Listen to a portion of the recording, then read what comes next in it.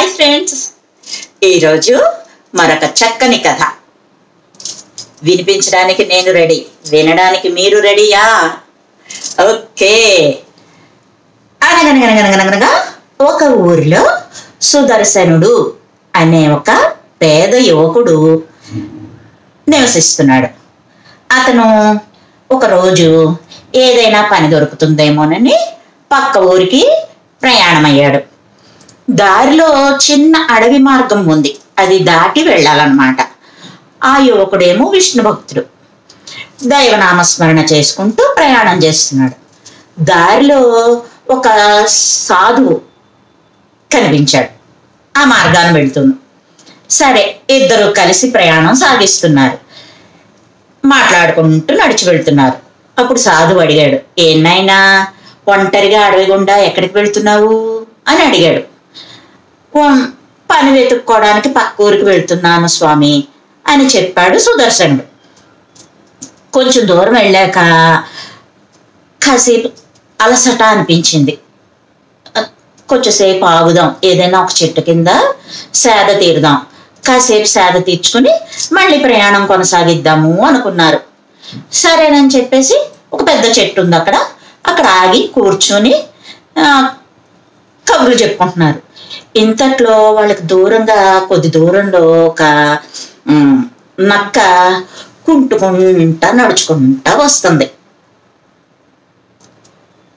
సుదర్శనుడు ఆ నక్క వైపు జాలిగా చూస్తూ, అయ్యో పాపం, వేటాడితే గాని పొట్ట నిండదు ఈ ప్రాణికి, కాలికేమో గాయమైంది, కుంటుకుంటా నడుస్తోంది, ఎంత కష్టం వచ్చింది దీనికి అన్నాడు సాధువు వైపు చూస్తూను. ఇంకా వాళ్ళు ఇలా మాట్లాడుకుంటున్నారు. ఇంతలో హఠాత్తుగా ప్రశాంతంగా ఉన్న వాతావరణంలో అలజడి మొదలైంది. ఏంటి, పక్షులన్నీ గోలగోలగా అరుస్తున్నాయి, ఉడతలేమో గబగబా పరిగెడుతున్నాయి, ఇంకా కుందేళ్ళేమో బొరియల్లో దూరి దాక్కుంటున్నాయి. ఒక చేంజ్ కనబడుతోంది వాతావరణంలో అంతా. సాధువు గమనించి ఇదేదో ప్రమాదం సంకేతంలా ఉంది, పద మన ఇద్దరం చెట్టెక్కి ప్రాణాలు కాపాడుకుందాం అని చెప్పి సుదర్శనుడిని హెచ్చరించాడు. ఇద్దరు గబగబా చెట్టెక్కేశారు. కొమ్మలు నిండుగా ఉన్నాయి, గుబురుగా ఉన్న ఒక ఆకులుగా ఉన్న కొమ్మ ఒకటి చూసుకొని జాగ్రత్తగా నక్కి దాక్కున్నారు. ఈ లోపల ఒక సింహం ఒక జింకను వేటాడి నోటితో పట్టుకొని పరిగెట్టుకుంటూ వచ్చింది.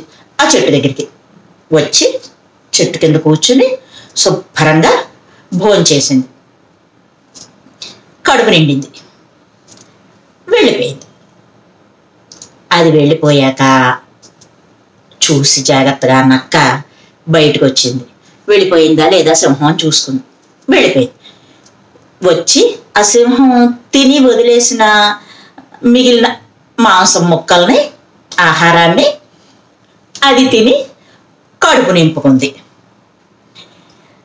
ఇదంతా చూస్తున్నాడు సుదర్శనుడు. ఆయనకి కొంచెం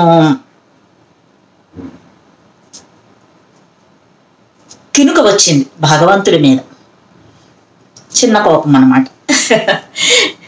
చూస్తూను ఏమన్నాడంటే సుదర్శనుడు, నేను భగవంతుడిని నా కష్టాలు తీర్చమని చిన్నప్పటి నుంచి వేడుకుంటున్నాను, నాకు ఒక్కసారి కూడా సాయం చేయలేదు. ఇదిగో ఈ నక్కకి అసలు దేవుడు అంటే ఏమిటో తెలియదు, ప్రార్థన అంటే తెలియదు, వేడుకోవడం అంటే ఏమిటో కూడా తెలియదు దానికి.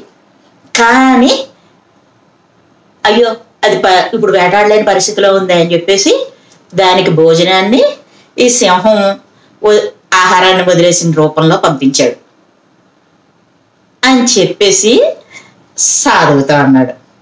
సాధు అప్పుడు చిన్నగా నవ్వి, బాబు నువ్వు ఒక్క కోణంలోనే ఆలోచిస్తున్నావు, నువ్వు కుంటినక్కతో పోల్చుకుంటున్నావేటయ్యా, నువ్వు బలవంతుడివి, అన్ని అవయవాలు సక్రమంగా పనిచేస్తున్నాయి, నువ్వు సింహంలా సంపాదించి నీకు కావలసింది నువ్వు ఉపయోగించుకుని మిగిలినది ఇతరులకు కూడా ఇచ్చి సాయం సేవ చెయ్యాలయ్యా, అంతేగాని ఇలా ఆలోచిస్తున్నావేంటి అని అడిగాడు సాధు. అడిగేటప్పటికి నిజమే కదా, నేను కరెక్ట్గా ఆలోచించట్లేదు, సాధువు చెప్పింది నిజమే, నేను ఇలా బతకాలి, సింహంలా బతకాలి, నేను సంపాదించాలి, నన్ను నేను సుఖంగా ఉండేలా చూసుకొని మిగిలిన దాన్ని ఇతరులకు కూడా నాకు తగినంత సాయం చేయాలి, సేవ చేయాలి అని ఆ క్షణంలోనే నిర్ణయించుకుని ఒక మంచి హృదయంతో, సంకల్పంతో అక్కడి నుంచి మళ్ళీ ప్రయాణం కొనసాగించాడు సుదర్శనుడు. ఇదర్రా ఈ కథలో నీతి అర్థమైంది కదా.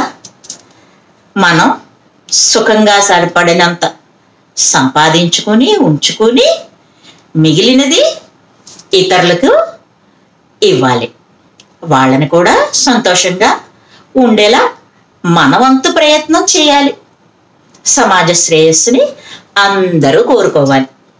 బాగుందా కదా? మరో మంచి కథతో మళ్ళీ కలుద్దాం. ఓకేనా? లైక్ చేయండి, షేర్ చేయండి, సబ్స్క్రైబ్ చేయండి, నన్ను ఎంకరేజ్ చేయండి. Thank you friends.